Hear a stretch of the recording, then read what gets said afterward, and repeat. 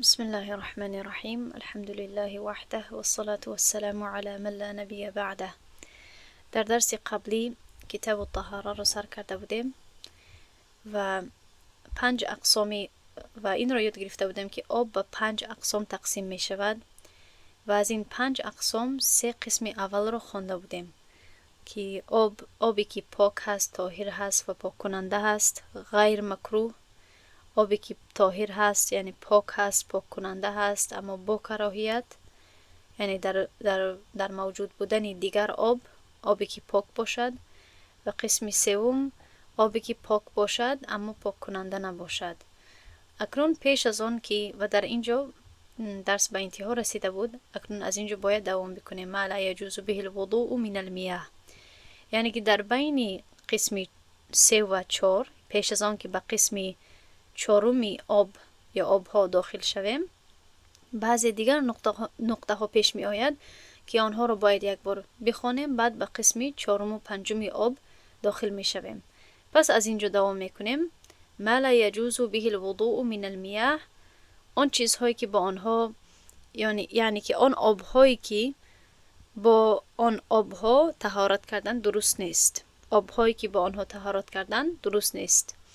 پس مصنف میگوید که ولا یجوز الوضوء اولا بماء شجر و ثمر ولو خرج بنفسه من غیر عصر فی الاظهر، که طهارت درست نیست، طهارت کردن درست نیست با آبی درخت و میوه، حتی که اگر خود به خود براید، خود به خود برآمده باشد، بدون یگام خل فشار، من غیر عصر، بدون یگام خل فشار. فی الاظهر طبق فتوای ظاهرتر. خب این یک عباره اصطلاحی هست، یعنی لغتاً ترجمه کرده نمی شود، بلکه باید اصطلاحاً ترجمه کرده شود. اگر لغتاً من این رو ترجمه کنم باید بگویم که یعنی طبق ظاهرتر، اما این معنا نمیدهد بعد در اینجا. پس من باید بگویم طبق فتوای ظاهرتر، چون که این عباره به همین اشاره میکند که حتی در مذهب در مورد همین مسئله 2 فتوا هست، اما فتوای درست‌تر و صحیح‌تر همین است که وقتی که آبی که از میوه یا اینکه درخت خارج شود، حتی که اگر به یگان خل فشار خارج شود، آن آب را برای طهارت کردن استفاده کرده نمی شود، استفاده کردنش جایز نیست. و دوم ولا بماء زال طبعه بالطبخ او بغلبة غیره علیه، و این چنین یعنی این چنین نه یعنی چی؟ این چنین طهارت درست نیست با آن آبی که طبعه طبیعت او گم شده هست، زال گم شده هست، طبیعتش گم شده هست، بالطبخ با پخت و پز، یا با غلبه چیزی بر آن، او بغلبة غیره، یا اینکه با غلبه شدن چیز دیگری بالای آن. پس در اینجا طبعه آمده است، طبیعت آن. طبیعت آب را چی گفته می شود؟ یعنی که وقتی که ما طبیعت آب می گوییم چی رو در نظر داریم؟ حتی محقق هم در همین جا فهمانده هست و حتی امام شرنبولالی در مراقی الفلاح هم همین را می فهماند.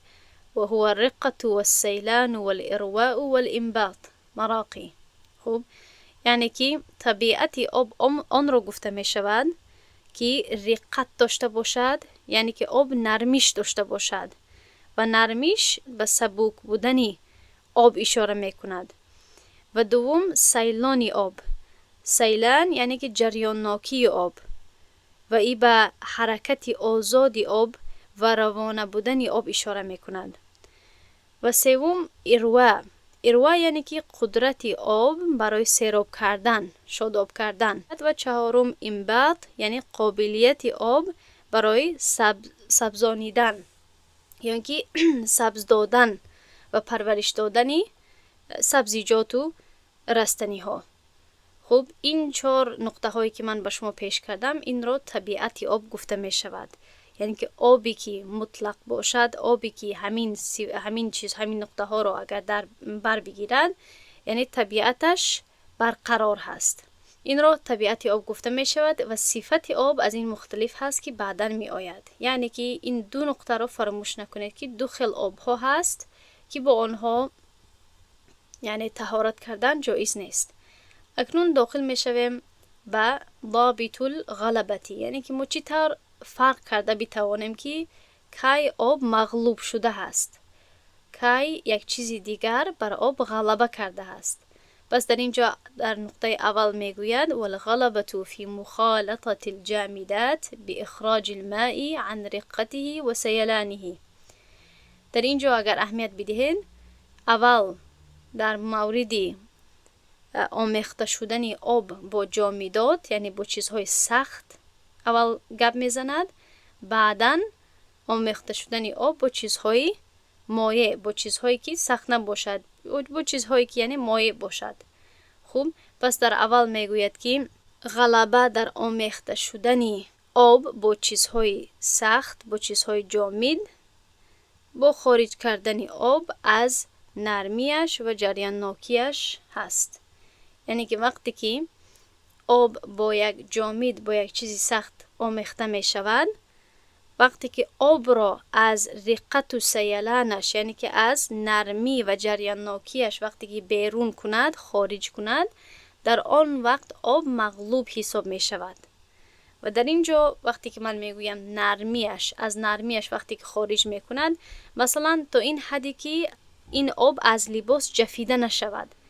وقتی که آب با یک چیزی آمیخته شود و آن چیزی آمیخته شده اگر جامد هم باشد به این تأثیر رساند تا حدی که این آب را از لباس مثلا جفیده نشود، این معنا دارد که این آب نرمیش، رقتش تأثیر خورده هست و دیگر یعنی به حالت طبیعیش رقت ندارد، نرمی ندارد که یعنی از مثلا از لباس جفیده شود به آسانی.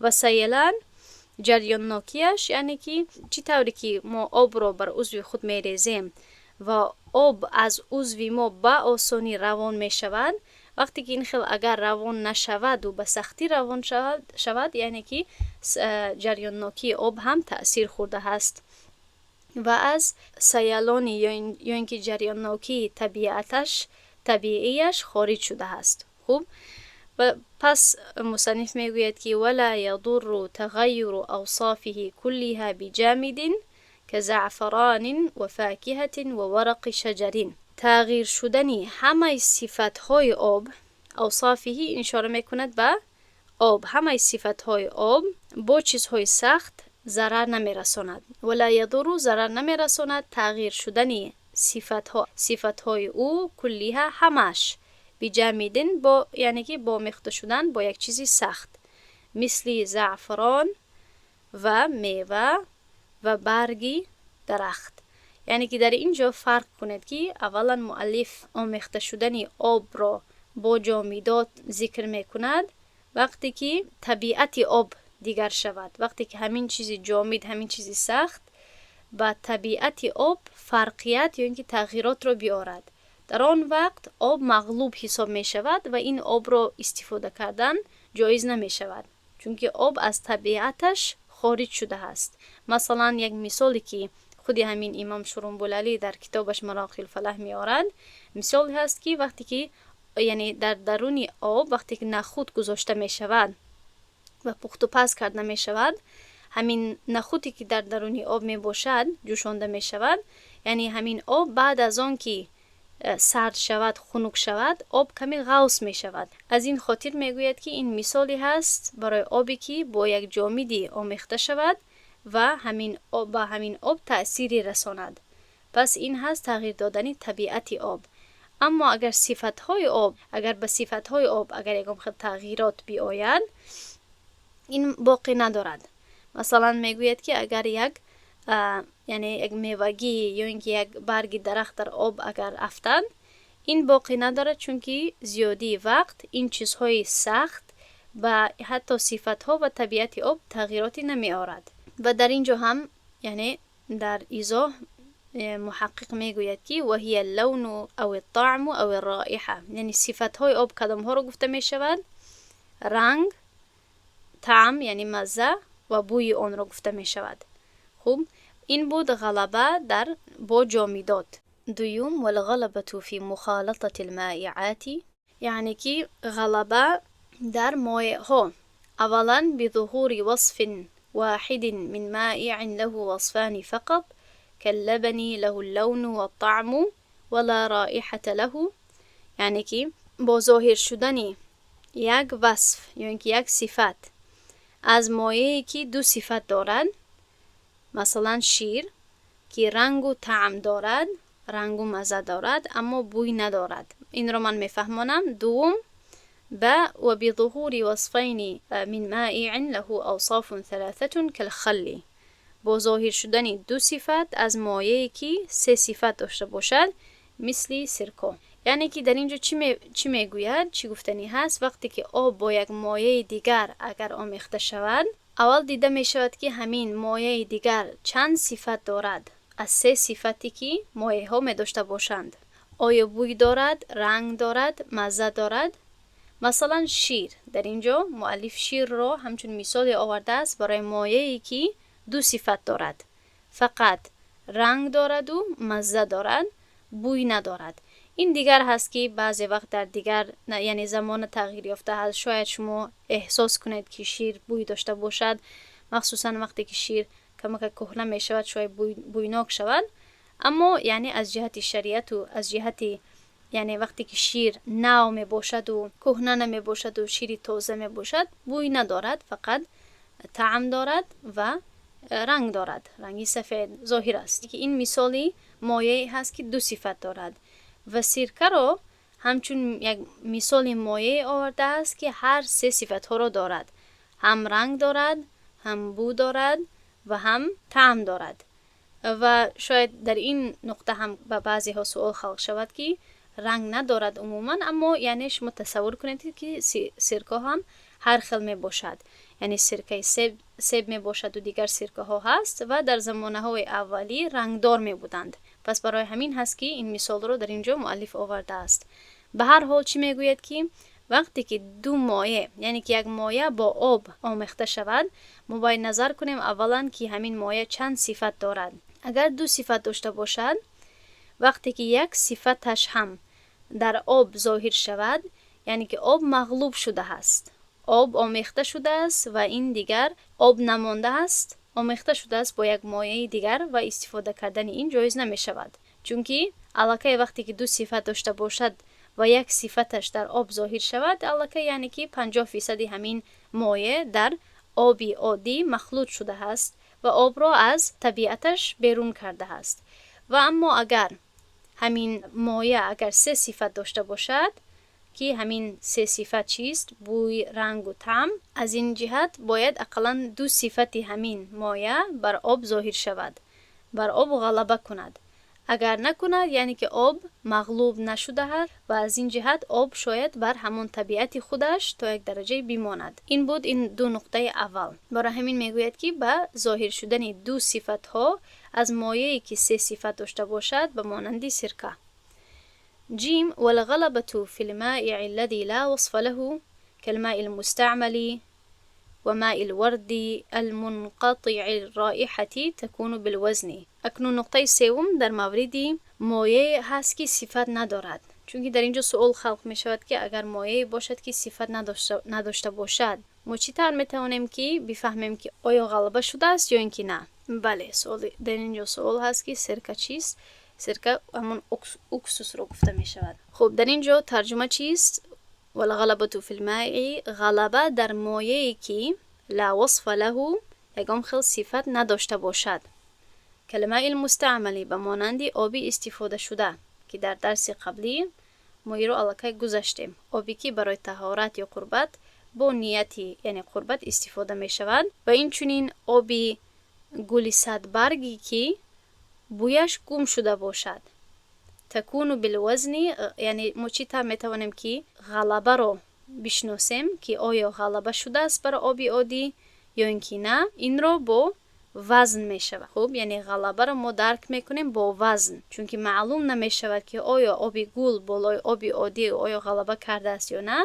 چونکه ما صفت ها نداریم که با صفت هاش بشناسیم و فرق کنیم. از این جهت مؤلف میگوید که با وزن ما میتوانیم که فرق کنیم و بفهمیم که آیا غلبه شده است یا اینکه نه. پس در اینجا مثالی می آورد: فإن اختلط رطلان من الماء المستعمل برطل من الماء المطلق لا يجوز به الوضوء وبعكسه جاز.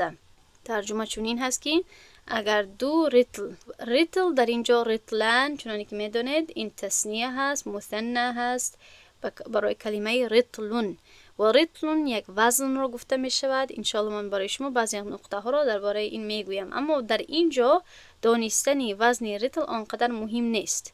حتی می توانیم که در اینجا به جای رطل ستیل بگوید، همین خیل ستیل یا یک کاولیز همین خیل بگوید، چون که فرق نمی کند. این برای مثال آورده شده است. پس اگر دو رطل از آبی مستعمل، از آبی استفاده شده، با یک رطل از آبی مطلق، یعنی که از آبی مطلق رو هم ما خوانده ایم، یعنی که آبی که تمامی طبیعتش برقرار باشد و صفتهایش برقرار باشد، یعنی که به صفت باشد و طبیعتش برقرار باشد، رقت و سیلان و غیرش برقرار باشد، آبی عادی. وقتی که این خیل آمیخته شود، مؤلف میگوید که لا یجوز به الوضوء، با این خیل آب طهارت کردن جایز نمی شود. برای چی؟ برای که الکی فهمیدید که دو رطل، اگر من این را به جای رطل ستیل بگویم، مثلا دو ستیل آبی مستعمل، آبی که استفاده شده است الکی برای طهارت، اگر آمیخته شود، الدرش شود با یک ستیل آبی عادی، آبی مطلق، طهارت کردن با این آب جایز نمی شود. برای چی؟ برای که آبی که الکی استفاده شده است غلبه کرده است، غلبه میکند، زیادتر هست، بیشتر هست از آبی عادی یا از آبی پاک. برای همین است که این آب را استفاده کردن ممنوع است.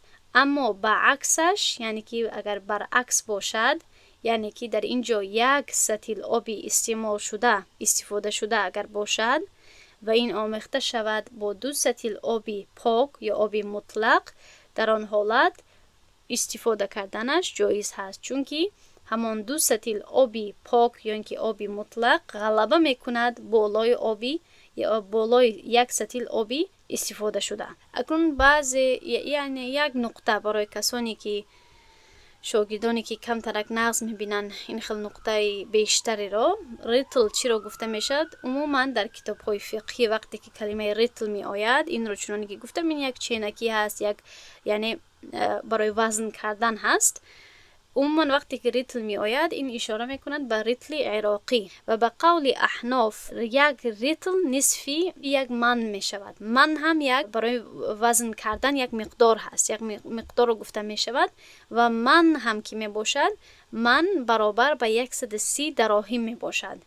پس اگر همه حساب و کتاب این رو اگر بکنیم، از این رو یک رطل عراقی برابر می شود به 406 گرم یا انیقتر 406.25 گرم.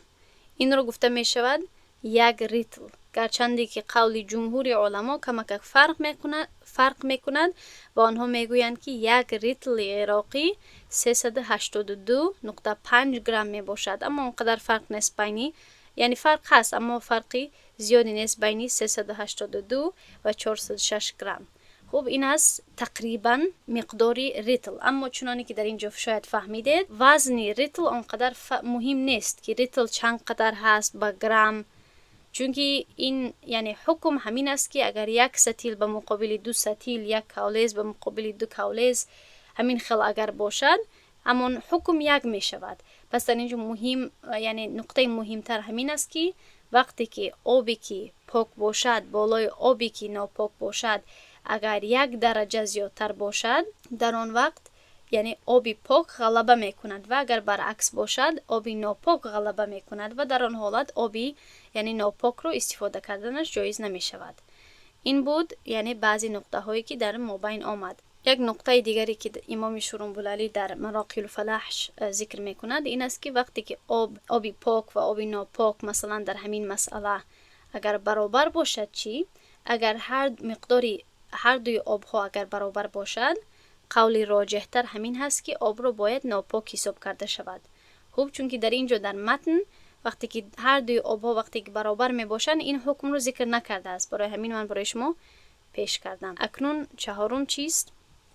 والرابع ماء نجس وهو الذي حلت فيه نجاسة. چهارم آبی است که نجس است. آن آب را گفته می شود که در آن نجاست حل شده باشد. نجاست افتیده باشد و حل شده باشد. وقتی که در آبی عادی و پاک وقتی که نجاست می افتد، می غلطد و همون نجاست حل می شود در آب، این آب را آبی نجس گفته می شود. خوب، و در اینجا دو نقطه رو جدا کرده است مؤلف. اولا میگوید که وکان راکدا قلیلا، یعنی که فقط در آن حالت آب نجس می شود وقتی که آب ایستاده باشد و کم باشد. یعنی که آبی روان نباشد، یک حوض باشد یا اینکه یک مکانی باشد که در آن آب جاری نباشد، روان نباشد، آبی ایستاده باشد و آبی کم باشد. خب مثلا اولا ایستاده رو فهمیدیم به مقابلی روان بودن. اما کم بودن آب چی معنا دارد؟ کم بودن در اینجا مؤلف میگوید که والقلیل ما دون 10 فی 10 فینجس بها و ان لم یظهر اثرها فیه.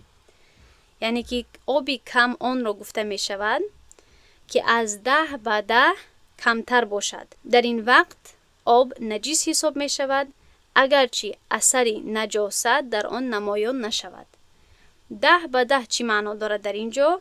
10 به 10 اشاره به ذراع هست. ذراع آن را گفته می شود یک واحدی قدیمی چینکنی حساب می شود که درازی همین یک ذراع از آرنج سر شده تا نوک انگشت ها حساب می شود و این تقریبا یک ذراع به 48 یا اینکه 52 سانتی متر برابر است.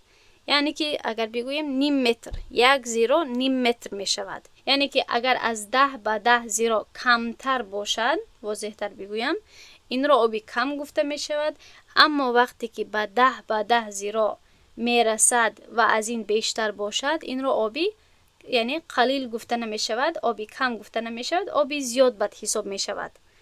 و در اینجا مهم برای چی است؟ برای آن که وقتی که آب کم باشد و ایستاده باشد و در آن نجاست حل شود، آب نجس حساب می شود. خوب، پس در اینجا شما دقت کنید، در اینجا واضح یعنی نویسین که 10 به 10 اشاره به ذراع می باشد. شاید سوالی در اینجا خلق شود که چقوری همون حوض آب آیا مهم هست یا نه؟ چقوریش هم مهم هست. یعنی چقوریش باید همین قدر کم باشد که با گرفتن یک کف آب شخص می تواند که یا اینکه تواند پایان حوض رو ببیند. وقتی یک کف آب وقتی که میگیرد شخصی باید بتواند که پایان همون حوض رو یا همون مکان آب رو ببیند. اما اگر نتواند دیده، یعنی که پایان حوض حرکت نکند و نبیند پایان حوض رو، در این حالت چقورتر هست و آبی قلیل، آبی کم شماریده نمی شود. یعنی که برای آبی کم بودن چی دو شرط هست؟ یکم این است که از 10 به 10 ذراع کمتر باشد و دوم این است که چقوریش هم اینقدر کم باشد که با گرفتن یک کف آب پایانی همون آب، همون حوض آب معلوم شود. فهمیدین؟ اما اگر از این بیشتر باشد، یعنی بیشتر چقور باشد یا اینکه به 10 به 10 ذراع رسد یا اینکه از 10 به 10 ذراع زیادتر باشد، در آن وقت آبی قلیل حساب نمی شود. و دوم این است که او کان جاریا و ظهر فیه اثرها، یا اینکه آب جاری باشد، روان باشد و در آن اثری آن، یعنی که و در آن اثری نجاست ظاهر شده است، ظاهر شود. در این حالت آب، یعنی که وقتی که در داخلش نجاست وقتی که حل می شود می افتد، وقتی که اثری همین نجاست ظاهر شود، در آن وقت آب نجس حساب می شود. اما اگر اثری همین نجاست اگر معلوم نشود، نمایان نشود، ظاهر نشود، در آن حالت چون که آب روان هست، آب نجس نمی شود. فهمیدین؟ خوب، و اثر چی را گفته می شود؟ طعم او لون او ریح. یعنی که اثر نجاست همان طعم یا رنگ یا بو را گفته می شود. خوب، همون صفت ها، اگر خواهید صفت های نجاست ظاهر شدنش، وقتی که صفت های همون نجاست ظاهر شود، در آن وقت آب نجس حساب می شود. اما اگر ظاهر نشود، نجیس حساب نمی شود. خب این بود ماء نجیس، آب نجیس. و پنجم است والخامس ماء مشکوک فی طهوریته و هو ما شرب منه حمار او بغل. پنجم آبی شبهناک هست، آبی که یعنی که در پاک بودنش شبهه هست و آن آب را گفته می شود که از آن حمار یعنی که خر یا خچیر نوشیده باشد. این بغل که هست حتی یعنی محقق هم می فهماند، شما خودتان بین خود می توانید نویسید که انیق به تاجیکی چی گفته می شود، اما من خچیر گفتم، یعنی که آن حیوانی را گفته می شود با یک جا شدن اسب و خر به وجود می آید. یعنی که در اینجا در این حالت بغل باید همان حیوانی باشد که مادرش خر باشد و پدرش اسب باشد. چون که اگر برعکس باشد، اگر مادرش اسب باشد حکمش دیگر می شود. یعنی که وقتی که همین خچیر بغل همون حیوانی را گفته می شود که با آمیخته شدن با یک جا شدن اسب و خر به وجود می آید و عمیق‌تر در اینجا باید مادرش خر باشد. اگر مادرش خر باشد بعضی صفت‌های رو به خود می گیرد که باقی مانده همین بغل را مشکوک می سازد. اما اگر مادرش اسب باشد یعنی صفت‌های مادری بر همین حیوان غلبه می کند و آبی که از آن می نوشد در آن حالت یعنی مشکوک نمی شود. خوب، چون که در اینجا ما همین حیوان را حکم می دهیم با مادرش، پس مادرش در این حالت در همین باب در اینجا این خیلی تصور می کنیم که مادرش خر هست. دوام می کنیم. این بود 5 اقسام آبها. خوب، اکنون فصل فی بیان احکام السؤر. این فصل هست یا اینکه باب هست درباره سؤر، احکام سؤر. و سؤر چی رو گفته می شود؟ یعنی که آبی که از آن آب یک حیوانی نوشیده باشد، باقی مانده آب. والماء القلیل اذا شرب منه حیوان یکون على 4 اقسام و یسمى سؤرا. آبی کمی که وقتی که حیوان از آن نوشد به 4 قسم تقسیم می شود و یسمى و او را نام داده می شود، نامیده می شود سؤر. یعنی که و او را سؤر نامیده می شود. یعنی که آبی که کم باشد و از آن آب حیوانی نوشد به 4 اقسام تقسیم می شود و همین باقی مانده آب را سؤر گفته می شود. خوب، پس اکنون از 5 اقسام آب ما می گذاریم با 4 اقسام سؤر، باقی مانده نوشیدنی حیوان ها. الأول يكمش طاهر مطهر غير مكروه وهو ما شرب منه آدمي أو فرس أو ما يؤكل لحمه. قسم اولی همین سؤر یا باقی مانده آبی نوشیده شده آن را گفته می شود که طاهر باشد، مطهر باشد، یعنی پاک باشد و پاک کننده باشد به غیر از یکم خل کراهیت. و آن آبی را گفته می شود و این آن آبی را گفته می شود که از آن آدمی یعنی که آدم، انسان، خوب، او فرس یا اسب یعنی نوشیده باشد، یا حیوانی که او ما یؤکل لحمه یا حیوانی که گوشتش خورده می شود. یعنی که در اسلام خوردن گوشتش جایز هست. وقتی که این 3 گروه باشد، این 3 اشخاص یا این 3 گروهی یعنی جانوران وقتی که از این آب بنوشند آب پاک و طاهر می باشد.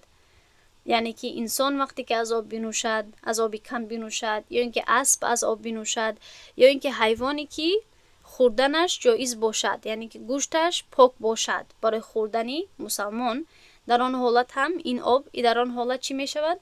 آب پاک و طاهر حساب می شود و پاک کننده هم حساب می شود. یعنی که استفاده کردن این آب برای طهارت هم جایز می باشد و در استفاده کردن این آب یکم خیل کراهیت نمی باشد. خب این بود گروهی اول. و مثلا وقتی که من میگویم حیواناتی که یعنی گوشتش خورده شود، مثلا گاو و گوسفند و بوز و غیره. و وقتی که ما میگویم که انسان و اسب و غیره، یک قید دیگر، یک نقطه دیگر هم که باید در اینجا اضافه کنم این است که وقتی که مثلا انسان از آن آب بنوشد، با شرطی که در دهان همین ها یگام خیل نجاست ظاهر نباشد. خب یعنی که اگر انسان اگر نجاست بنوشد، مثلا عرق بنوشد، خمر بنوشد و غیره، یا اینکه دیگر نجاست در دهانش باشد و با همان نجاست از آب بنوشد، حکمش دیگر می شود. اما ما در حالتهای عمومی، این حکم اولی در حالتهای عمومی می باشد که عموما یعنی دهان انسان، دهان اسب و دهان این حیواناتی که یعنی ما گوشتش رو میخوریم جایز هست، دهان آنها پاک می باشد. آنها زیادی وقت یعنی یا اینکه علف میخورند یا اینکه دیگر چیز میخورند که چیزهای پاک می باشد. خوب، و در اینجا فرق نمی کند که انسان مسلمان هست، کافر هست، یا اینکه حائزه هست، یا اینکه جنوبی هست. در حالتهای عمومی وقتی که ما یگام خیل گمان نداشته باشیم، شک نداشته باشیم که دهانی همین شخص حالا نجاست دارد، از آب وقتی که بنوشد آب پاک حساب می شود. این است گروهی یا اینکه قسمی یکمی آبها. و الثانی نجس لا يجوز استعماله. و دوم آب است که نجس حساب می شود. اولا آبی تماما پاک رو ذکر کرد مؤلف و اکنون دوم آبی که تماما نجس هست آن رو ذکر می کند. خوب، آبی که نجس هست و استفاده کردنش جایز نیست.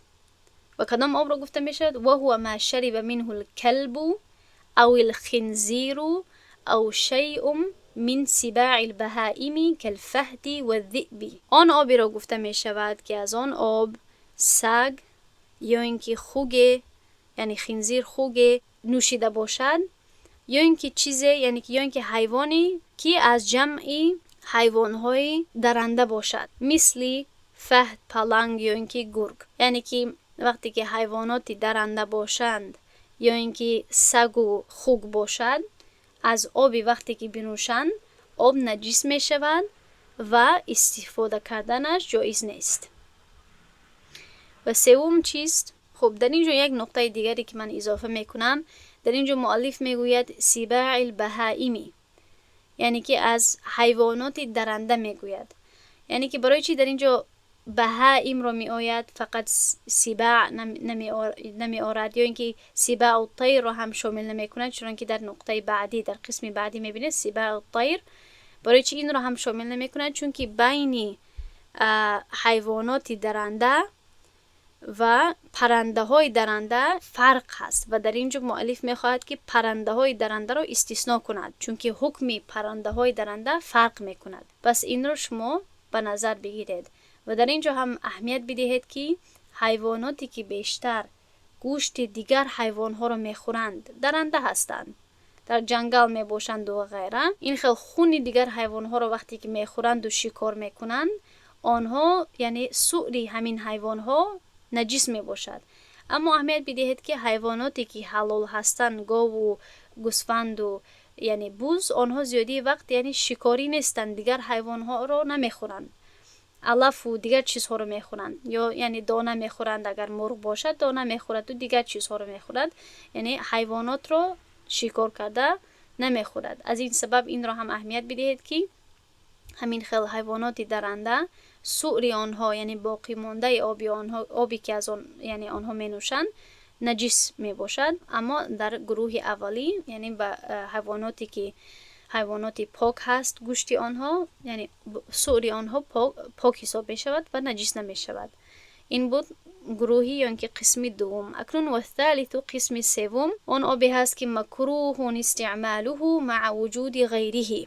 آن آبی را گفته می شود که مکروه هست، یعنی که در اینجا مکروه تنزیهی را مؤلف در نظر دارد، استفاده کردنش مکروه هست، یعنی که مکروه تنزیهی هست با وجودی یعنی که در موجود بودنی دیگرش، یعنی که در موجود بودنی دیگر آبها. و این کدام آب هست؟ و هو سؤر الهرة والدجاجة المخلات وسباع الطير كالصقر والشاهين والهدأة وسواكن البيوت كالفأرة والحية للأقرب.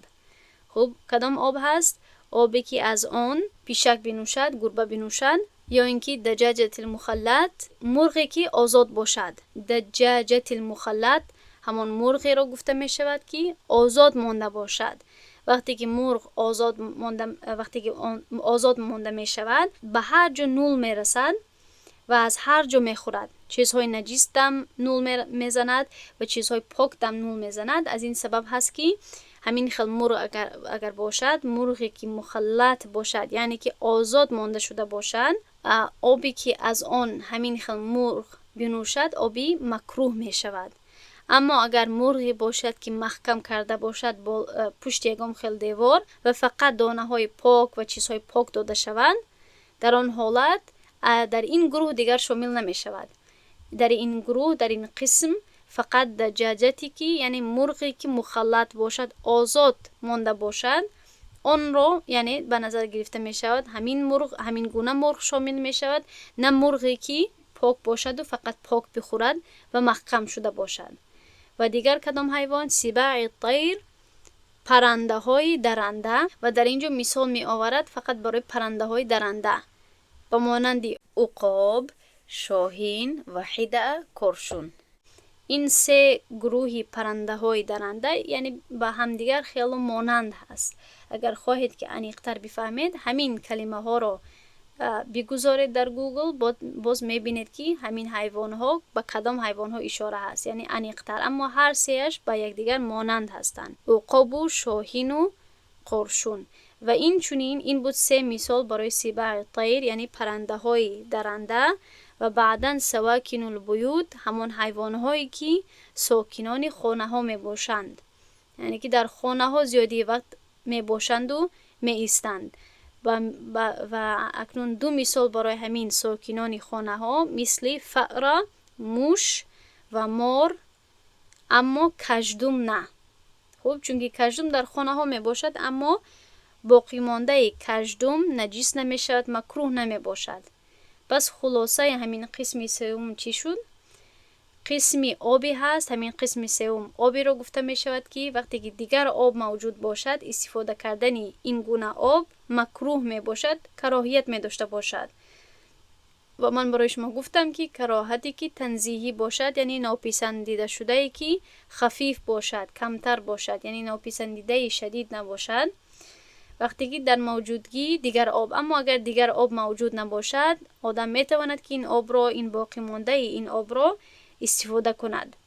و این کدام آبی هست؟ آبی که از آن پیشک نوشیده باشد یا اینکه مرغی که آزاد مانده باشد، یعنی که آزاد در هر جا نول زند و از هر طرف بخورد.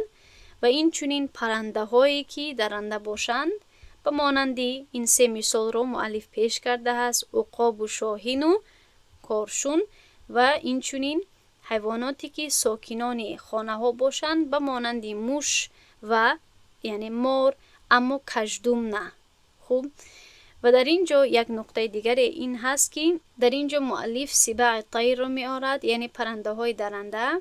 برای چی؟ برای که قیاساً اصلا باید این یعنی باقی مانده سؤری همین حیوانات هم باید نجیس باشد.